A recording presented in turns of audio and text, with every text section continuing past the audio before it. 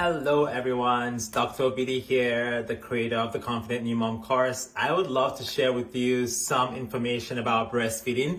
Now, of course, this is a very large topic and there could be so many things to cover when it comes to breastfeeding. But, I've cared for newborns and their moms for over 17 years. And there are a few things that I've been able to pass on to moms over the years when they struggle with breastfeeding or when they've had questions or concerns about breastfeeding. So I'm going to cover a few things. First is you need to be kind to yourself, all right? This is a new experience for you.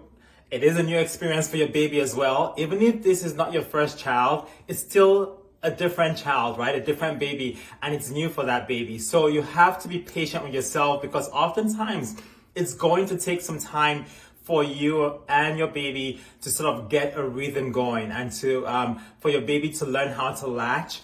It is not necessarily a very natural, immediate reflex for your baby. They will have to sort of learn how to latch on properly to be able to get milk effectively out of your breast. The other thing I want you to do is take care of yourself. You need to make sure you're resting. You need to make sure that you're hydrating.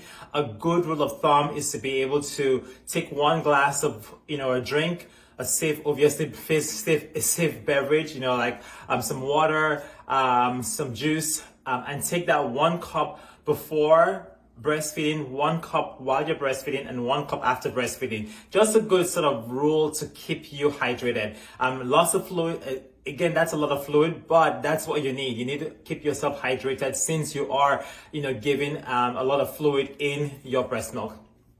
The other thing to do is to experiment with the holds, with the different positioning that you use when you're breastfeeding.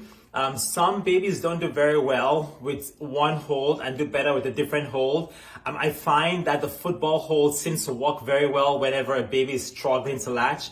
And I'm going to demonstrate that, but you have to promise me one thing. You're not going to laugh at me, okay? So this is a football hold. And typically you're holding the baby. You promise you are not going to laugh.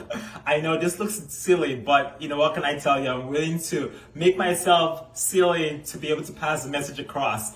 But that is a football hold, and that seems to help a lot of times when newborns are having a difficult time latching. Okay, enough of the laughter. The other thing I want to pass on, apart from experimenting with your holds, is to really give enough time for each feed. Aim for somewhere about 15 to 20 minutes on each side, or you might feed for 15 to 20 minutes, burp your baby and put the baby back on the same breast, on the same side, depending on how much milk you're producing and if you feel like you're emptying enough after each 15 to 20 minute stretch. Now, some babies are going to feed longer for about 30 minutes plus. The key is you want to make sure that your baby is actually actively feeding, so you can feel them actually pulling. You can feel them stopping periodically to swallow. If they're giving very weak sucks, on the breast, on the nipple, then they're probably at that point using you as a pacifier, and you should just take them off. But if they are actively feeding, keep at it. You might have to burp them in between, take a break after 15 to 20 minutes. And that's usually is helpful to just get some air out and help them speed up less afterwards. The last thing I want to talk about is how to know your baby is getting enough. And that's a big question, obviously, when you're not bottle feeding because you're not sure exactly how much they're getting.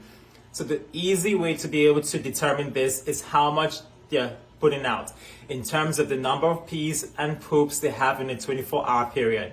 Now, for the first week of life, which is often the time when you're worried the most if they're getting enough, it's a very simple rule.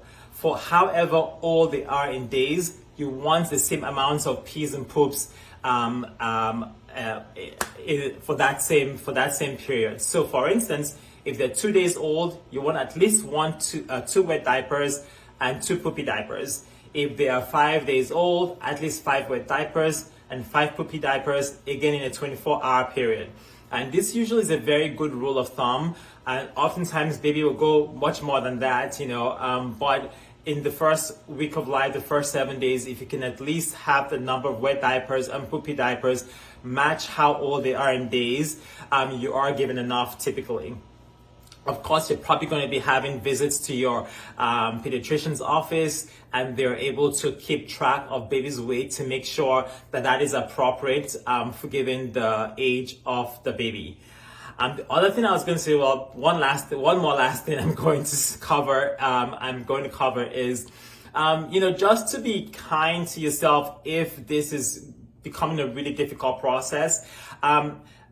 Oftentimes, formula ends up being a very good alternative for some moms, and they decide to. I think, unfortunately, there's a lot of mom shaming when it comes to moms who decide to formula feed, and that really shouldn't be. I mean, if this was, eons ago when formula had not been developed, we can understand that, but it's a very good alternative for moms who are having a really difficult time breastfeeding, or who opt not to breastfeed, or for babies who are really having a difficult time latching, or have some allergy or the other that requires them to do a more specialized formula. So again, be kind to yourself. I hope these few tips were useful to you. If it was, go ahead and hit the button below to learn some more on how you can get some more information from the Confident New Mom course. Bye for now.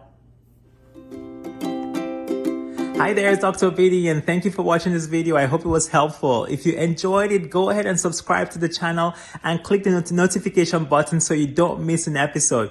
Now, as a father of 3 and a pediatrician practicing for over 17 years and caring for thousands of newborns at this point, I know that caring for a newborn or expecting to care for one can be quite challenging. And so that's why I have put together my free resource guide called the Confident New Mom Guide. Links are in the description below. I really cover all the key things that moms typically find challenging as they prepare to care for a newborn. So go ahead and check it out. I know it'll be useful to you. And thank you again for watching this video. I'll see you back here again soon. Bye-bye now.